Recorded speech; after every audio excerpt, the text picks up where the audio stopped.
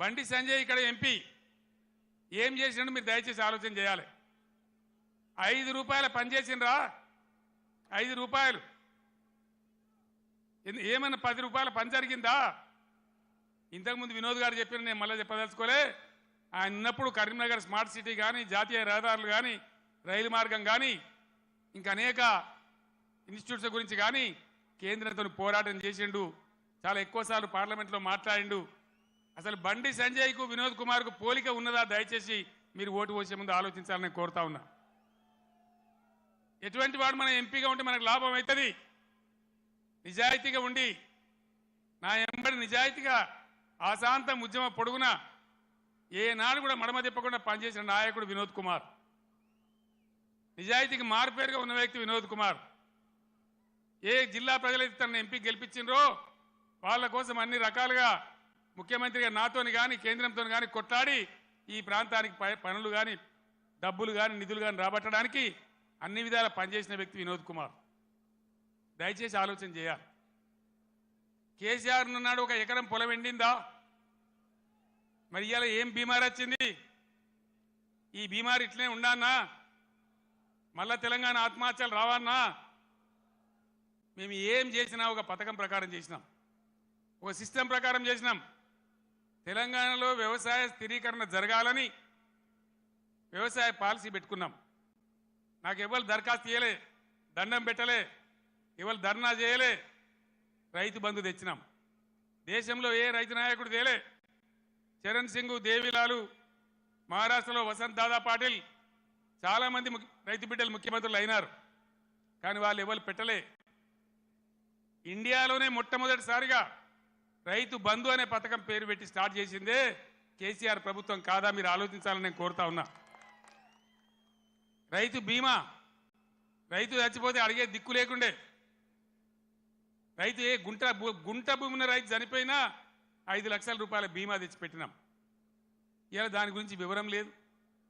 ఏ విధంగా పరిశ్రమలు వచ్చినాయి, ఏ విధంగా ఐటీ వచ్చింది, ఏ విధంగా రాష్ట్ర జిఎస్డిపి పెరిగింది, ఏ విధంగా రాష్ట్ర పర్ క్యాపిటా పెరిగింది.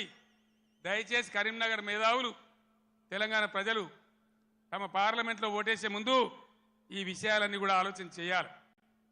మీ అందరినీ కూడా నేను కోరేది ఒకటే. నేను పెద్ద లంబా చెవుడా గంటసేపు మాట్లాడా, మీరన్నీ చూస్తున్నారు. ప్రతిదానికి మీరే సాక్షులు. కేసీఆర్ నాడు ఎట్లా పచ్చని పొలాలుండే, ఎట్లా 24 గంటల కరెంటు ఉండే, ఎట్లా ఇంత మాయలమే, ఎట్లా మాయమైనాయి, ఎందుకు మాయమైనాయి? ఈ అసమర్థ కాంగ్రెస్ పాలకులు బోగస్ మాటలు చెప్పిండ్రు. రైతులకు బోనస్ ఇస్తామన్నారు.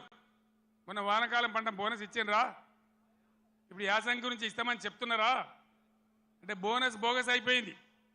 ఈ విధంగా అనేక విషయాలలో పదవికి ఇప్పుడే వచ్చినాం కదా, ఇప్పుడే అబద్ధం ఎట్లా ఆడితే ఎట్లా అనే ఇది కూడా లేకుండా అడ్డగోలుగా మాట్లాడుకుంటూ, నానా బూతులు మాట్లాడుకుంటూ, ఒకటే రకంగా కేసీఆర్ మీద ఏడ్చుకుంటూ వాళ్ళు పనిచేస్తూ ఉన్నారు. మీరు చూస్తూ ఉన్నారు.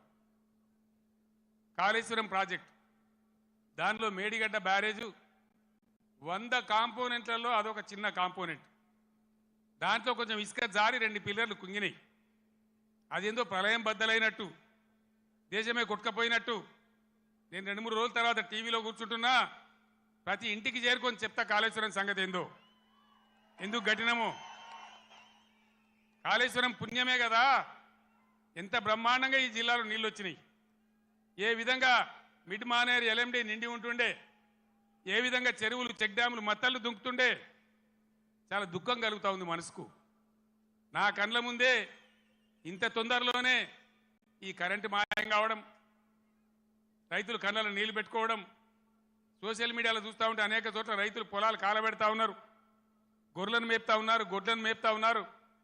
వాళ్ళు అట్లా నాశనం అవుతుంటే కూడా నేను పేగులు మెడలేసుకుంటా, పండవేటి తొక్త డైలాగులే తప్ప, రైతు సోదరులారా భయపడకండి. ఒకనాడు ఇదే ఎస్ఆర్ఎస్పీకి నీళ్ళు తక్కువ పడితే సింగూరు డ్యాంలో ఉంటే అక్కడి నుంచి తెచ్చి వరంగల్ దాకా ఇచ్చి కూడా పంటలు కాపాడినాం. సిఆర్ గారు నా పక్కనే ఉన్నారు. ప్రభుత్వం అంటే అట్లా ఉండాలి, దమ్ము ఉండాలి, ధైర్యం ఉండాలి, రైతాంగాన్ని కాపాడాలనే ప్రేమ ఉండాలి. ఆ ప్రేమ ఉంటే, ఆ సోయి ఉంటే ఇవాళ ఈ పరిస్థితి రాకపోవు. ఎంతసేపు కేసీఆర్ని మన బదనాం చేయొచ్చా, మేడిగడ్డ ఈ గడ్డ చెప్పి మన మన మన పనులలో ఒక పన్ను వదలవుతుంది 32 పనులు రాలగొట్టుకుంటామా మొత్తమే ఊడగొడతామా ఏ పన్ను అయితే ఊగుతుందో ఆ పన్ను బాగు చేసుకుంటాం కానీ మొత్తం పనులు అయితే రాలగొట్టుకోం కదా ఒక 2 పిల్లర్లు మొత్తం 300 పిల్లర్లు ఉంటాయి కాళేశ్వరంలో అలా కలిసే నదుల మీద ఉపనదుల మీద మెయిన్ గోదావరి మీద 300 పైచిలకు పిల్లర్లు ఉండేటువంటి కాళేశ్వరం ప్రాజెక్టులో 2 పిల్లర్లు కుంగిపోయినాయని అది భారతదేశమే మునిగిపోతున్నంత బొబ్బ చేసి కేసీఆర్ మీద బదనాం పెట్టాలనే పద్ధతిలో ఇలా చిల్లర రాజకీయం చేస్తూ ఉన్నారు తప్ప మరి రైతుల మంచినీళ్ళు ఇలా మార్చి 10, 12కే ఇట్లా ఉంటే రేపు ఏప్రిల్ మే నెలలో ఏం కావాలి మన గతి ఏం కాబోతా ఉన్నది ఏం జరగబోతా ఉంది అందుకే ఇవాళ మళ్ళీ మీరు తప్పిపోయి దయచేసి నాయకులు కార్యకర్తలు మీరందరూ కూడా వినోద్ గారు కోరినట్టు గ్రామాలలో చర్చ పెట్టాలి ప్రతి బీఆర్ఎస్ కార్యకర్తకు నాయకులు నేను విజ్ఞప్తి చేస్తా ఉన్నా ఏ విషయం చూసినా కూడా వీళ్ళ వైఖరి సరి అయిన పద్ధతిలో లేదు ఇప్పుడు వచ్చిన ప్రభుత్వం ఒక అంకుశంలాగా బీఆర్ఎస్ ఉండాలి బీఆర్ఎస్ బలం తెలంగాణ బలం ఎందుకంటే బీఆర్ఎస్ తెలంగాణ దళం తెలంగాణ గలం శాసనసభలో కానీ పార్లమెంట్లో కానీ అన్ని విధాల ఇటు రాష్ట్రాన్ని కేంద్రాన్ని ఒప్పించి మెడలు వంచి బ్రహ్మాండంగా పని జరిగాయనంటే బీఆర్ఎస్ ఉండాలి నేను మా ఎమ్మెల్యేలు వస్తే నేను చెప్పిన వాళ్ళు గెలిచిండ్రా 3 నెలల దాకా వాళ్ళని పనిచేయనండి 4 నెలల దాకా వాళ్ళ వ్యవహారం ఏదో చూద్దాం మన మీద వాళ్ళకి అధికారం వచ్చిందని ఈర్ష్యపడ్డట్టు అక్కస్తో ఉండొద్దు మనం వదిలిపెడదాం వాళ్ళను 4 నెలల తర్వాత కార్యాచరణ మొదలు పెడదామని అన్నాం ఒక్కటంటే ఒక్క మాట మీద ఖాయం ఉండద్దా